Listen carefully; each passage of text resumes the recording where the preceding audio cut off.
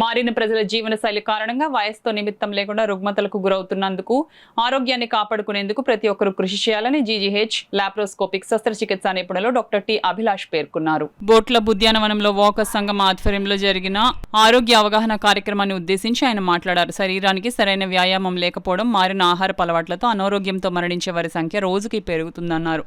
సాధ్యమైనంత వరకు కల్తీ లేని ఆహారం తీసుకోవాలన్నారు. నిత్యం నడక వంటి వ్యాయామం చేయడం ద్వారా ఆరోగ్యాన్ని కాపాడుకోవచ్చునన్నారు.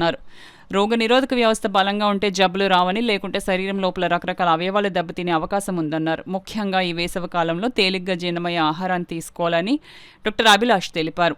ఈ కార్యక్రమంలో వాకర్స్ సంఘ అధ్యక్షులు అడబల రత్నప్రసాద్, కార్యదర్శి డాక్టర్ దాసరి శ్రీధర్, ప్రసాద్ నాయుడు, సూర్యనారాయణ, చింతపల్లి సుబ్బారావు, శ్రీవాణి, కుమార్ యాదవ్, యానమల రామం, కొమ్మూరు శ్రీనివాసరావు, బుద్ధరా సత్యనారాయణ రాజు తదితరులు పాల్గొన్నారు.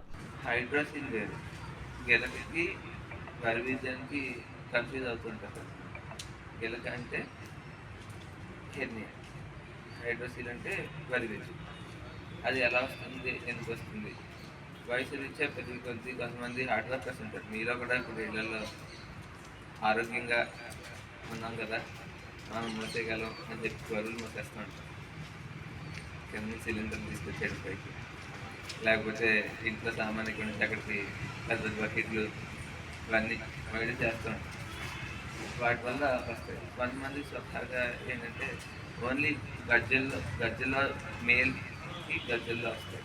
కొంతమంది ఫీమేల్కి ఎలా వస్తాయంటే కోర్టు దగ్గర వస్తాయి. లేదు, ఆల్రెడీ ఇంతకుముందు ఆపరేషన్లు అయ్యి ఉంటాయి కదా, పెద్ద ఆపరేషన్లు అయ్యి ఉంటాయి. లేదంటే డెలివరీ అప్పుడు ఆపరేషన్ జరిగి ఉంటుంది.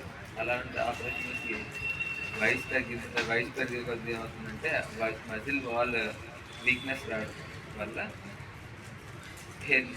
ఆ తర్వాత మనం బరువులు అది మోయడం వల్ల, వీటి వల్ల ప్రెషర్ పెరిగి అబ్డామినల్ ప్రెషర్ పెరిగి హెర్నియా వచ్చే అవకాశం ఉంది.